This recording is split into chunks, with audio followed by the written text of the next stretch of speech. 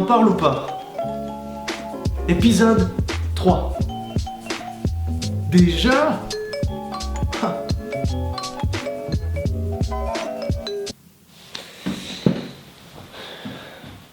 Pour le plaisir, on peut aussi tout foutre en l'air. C'est de l'effort, je l'ai. À chaque fois que je forge les une qui aux ennemis, que des orges les orges là. Des potes qui caillent pour de l'orge là. Gorge là, mis en flamme, quoi le wise là.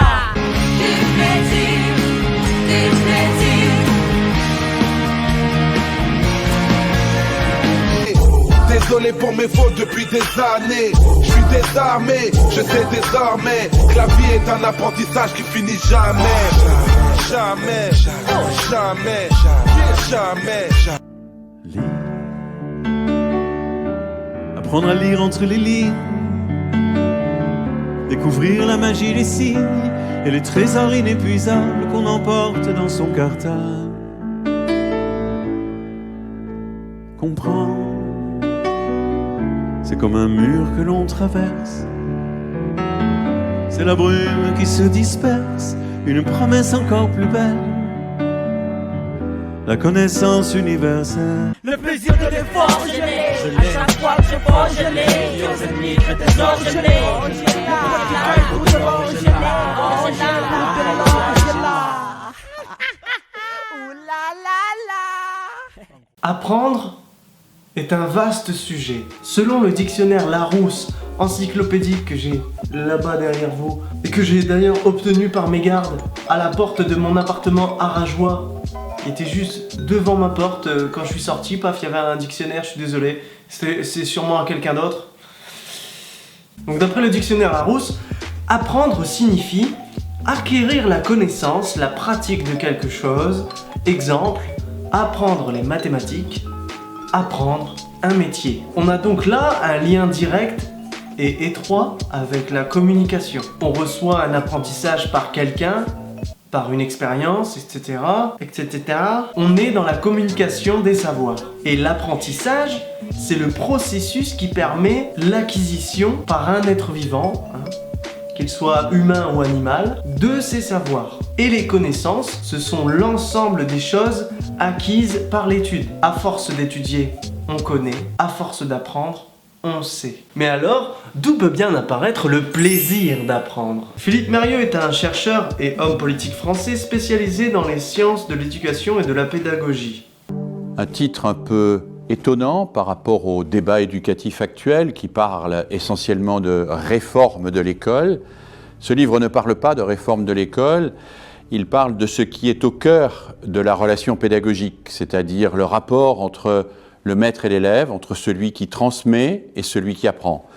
Et il s'efforce de montrer que s'il n'y a pas de plaisir dans la découverte, dans la compréhension, dans l'apprentissage, eh bien il n'y a pas de progrès possible. Bon, c'est pas parce qu'il a fait tout, c'est pas parce qu'il est spécialiste qu'il faut le croire sur parole, bien sûr. Tout n'est pas toujours bon à prendre, même si il le vend bien. Dans son livre intitulé Le plaisir d'apprendre, publié en 2014, Monsieur Mérieux se demande comment enseigner à celui qui n'a pas envie d'apprendre. Comment lui donner le goût du savoir. L'enjeu essentiel pour lui serait de susciter le désir d'apprendre et de faire accéder à la joie de comprendre. Alors en disant cela, il ne parle pas seulement des enfants, car la première chose importante à savoir, c'est qu'on apprend tout au long de sa vie. Si ça donne pas l'espoir, je comprends rien. Franchement, tu peux apprendre tout le long de ta vie, t'as le temps, quoi. Philippe Mérieux remet en cause le système scolaire tout de même. Voyez par vous-même comment commence le premier chapitre. Bien avant que les magazines ne titrent régulièrement sur le malaise enseignant, l'entrée dans le métier mettait déjà à rude épreuve les certitudes dogmatiques des bons élèves devenus professeurs. Je fus de ceux-là, découvrant à 20 ans que l'on pouvait se présenter devant une classe, bardée de diplômes et de bonnes intentions, les savoirs au cœur et la fleur au fusil, pour ne rencontrer qu'une indifférence polie, une hostilité larvée. On éprouve alors la terrible fragilité de toute entreprise de transmission. Rien ne s'enseigne que l'élève ne désire apprendre, rien ne s'apprend qui ne requiert son engagement. En gros, un élève apprend que s'il est engagé dans le processus, que s'il est intéressé, que s'il en a en gros envie. Et là je m'adresse aux collègues professeurs comme moi ou aux élèves aussi, parce que de toute façon, il n'y a que lorsqu'ils posent des questions sur le prof en lui-même, l'être humain prof, que ça les intéresse vraiment. Du genre, c'est quoi votre couleur préférée ? C'est quand votre date d'anniversaire, par exemple ? Alors déjà, j'aime toutes les couleurs, et c'est le 13 février. Oui, juste avant la Saint-Valentin, oui, ça fait 2 cadeaux en un, ouais. Voilà, je me suis encore fait avoir, là. Répondre à leurs questions, là, qui servent à rien. Et ça, ils vont s'en souvenir. Que j'aime toutes les couleurs et que je suis né le 13 février. Ça, ils vont s'en souvenir. Mais tout le reste, Aussi, dans le cadre de l'éducation nationale, j'aimerais vous parler de quelque chose de précis, c'est les classes dites allophones. Ce sont des élèves qui viennent d'autres pays et qui ne connaissent pas très bien le français, cette langue si compliquée que même des Français autoproclamés de souche ne parviennent à le maîtriser. Dans les classes allophones, on y trouve des gens loin de chez eux, qui souhaitent et veulent à tout prix un diplôme. Ils comprennent donc ce qu'ils font là. Ils ont un objectif concret, qui est de réussir leurs études. Ce sont donc les plus à même à apprendre, car ils comprennent l'importance d'apprendre. Ce sont des ambitieux. Et ça, c'est pas un gros mot. Être ambitieux, c'est très très bien. Et je pense que pour accéder au plaisir d'apprendre, il faut déjà cibler un objectif concret et atteignable. Certains d'entre vous doivent avoir des parents qui ont fait des études. Souvent, les enfants se mettent alors une pression vis-à-vis de ces parents-là qui ont fait des études. Et cette pression, c'est de faire mieux qu'eux, si ce n'est égaliser. Et ça peut être un frein comme un accélérateur au plaisir d'apprendre. Pour moi, c'est un petit peu ce cas. Moi, je voulais rendre fiers mes parents et ma famille, mais pourtant, j'ai découvert la libido CND très tardivement. Je veux dire ça par rapport à ma scolarité entière. C'était juste pendant mon master MEF pour devenir professeur. L'année où j'ai passé le concours en lettres modernes, soit mes 2 dernières années de scolarité ever. Dès le master 1, je savais que j'allais avoir du retard. J'en ai fait des vidéos d'ailleurs. Donc j'ai taffé comme jamais pour réussir le concours. Sans faire aucune fête ni sortie. Bon, j'en ai fait quand même juste avant le concours pour histoire de décompresser. Je peux dire que juste après, je me suis bien rattrapé quoi. Je voulais acquérir les connaissances et au fur et à mesure, j'ai pris goût à l'étude. Je kiffais clairement découvrir de nouvelles choses. Et je me suis aidé d'une playlist qui est disponible, elle est sur Napster. Bon, c'est pas très connu Napster. C'est plus vieux que Deezer et Spotify, mais ça rémunère mieux les artistes.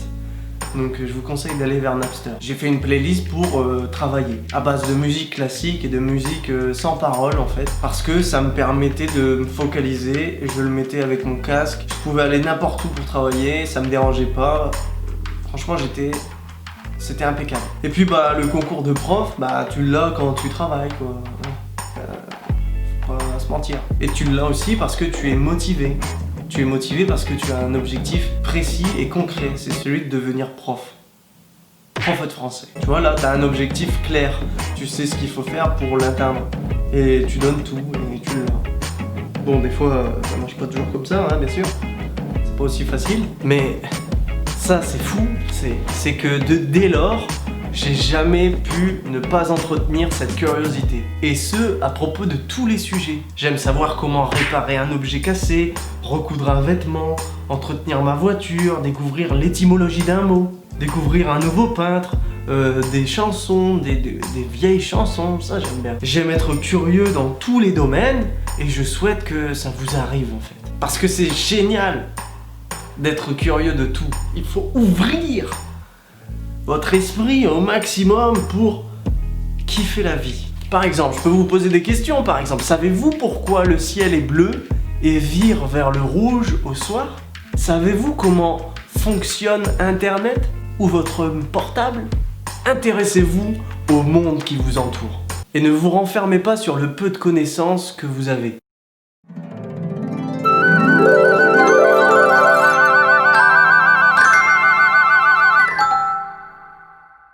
j'adore cette devise. J'adore cette devise. Ce que je sais, c'est que je ne sais rien. Bah c'est ça explique tout. Ça explique tout. Ça veut dire que même si tu sais des choses, tu peux toujours être curieux sur quelque chose d'autre. Tu peux pas être bon dans tous les domaines. Tu peux pas être très bon dans tous les domaines. Faut t'intéresser à tous les domaines. Faut partir du principe que vous ne savez rien à chaque fois que vous savez quelque chose. Et comme ça permet d'être curieux de tout. Et si vous ne savez pas quelque chose, posez des questions à ceux qui le savent. Intéressez-vous. Même naïvement, je préfère poser des questions plutôt que de faire des erreurs et de me tromper. Quand j'ai travaillé une fois un été à la planche de l'hôpital de Calais, je devais nettoyer les plateaux, les chariots, et ben je demandais à chaque fois à quoi ça servait, pourquoi on fait ça. Parce que dès le moment où on comprend ce qu'on fait, on comprend ce qu'on utilise tous les jours, on comprend à quoi ça sert, comment ça marche, et ben on se sent beaucoup plus à l'aise. C'est un épanouissement finalement. Et plus on connaît de choses, et plus on se connaît. Du coup, moi ce que je vous propose, c'est de mettre la chance de votre côté, et vous serez fiers de vous. Ça c'est sûr. Voilà, c'était un petit peu court. Mais j'avais besoin de parler du plaisir d'apprendre parce que c'est génial de prendre plaisir à apprendre. Ça concerne tout. Et ça t'ouvre toutes les possibilités. Bon, la prochaine fois, on va parler du théâtre et du cinéma. Le théâtre versus le cinéma. Ouais, un V1. À la prochaine. Et n'hésitez pas à répondre en commentaire. N'hésitez pas à parler. Et au fait, j'ai oublié de vous dire un truc, mais oui.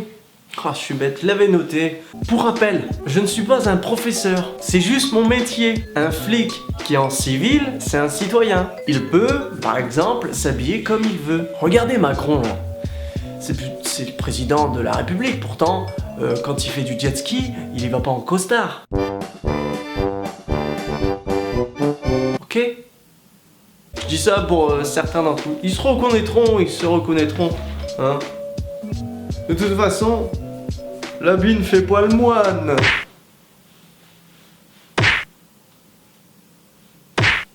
Allez, salut.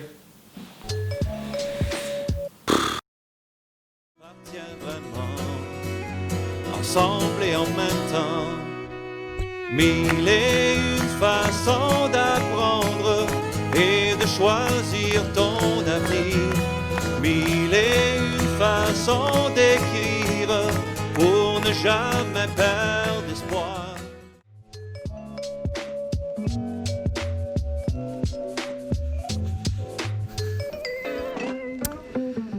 Veuillez prendre note de ce sujet pour un devoir à faire ce soir à la maison.